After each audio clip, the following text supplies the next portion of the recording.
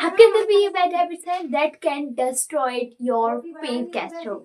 If yes, then you should change it. First habit, not chewing food perfectly. हम जब खाना चबाते हैं तो ये हमारे गैस्चर को मेंटेन करता है, इवन हमारे जो गैस्चर को ओवल शेप देता है। अगर हम अच्छी तरीके से अपने खाना नहीं चबाते हैं तो इट्स फील फैटी। अगर हम खाने को अच्छी तरीके से नहीं चबाते हैं तो हमारे ये फेस गैस्चर फैटी फील होता है और ये गैस्चर मेंटेन भी नहीं रह पाता है।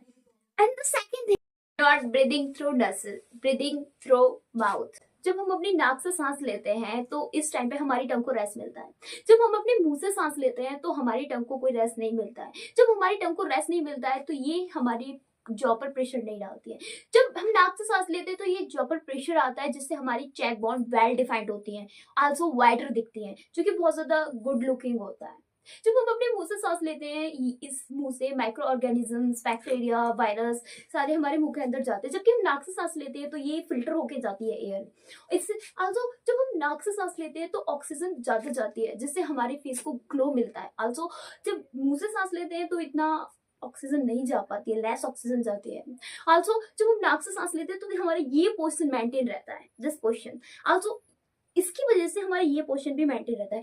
बट जब हम मुंह से सांस लेते हैं तो ये पोर्शन हमारा डिस्ट्रॉयड हो जाता है जिसकी वजह से हमारी आईज ड्रॉपी कर जाती है, जस्ट लाइक इट। और आप देख सकते हो कि अगर आपने मुंह से ब्रीदिंग करी तो ये पोर्शन नहीं मेंटेन रह पाएगा जिससे आपकी आईज ड्रॉपी हो जाएंगी, just like it. I think you got it. So if you have these bad habits, then you should change it. Thanks a lot for watching this.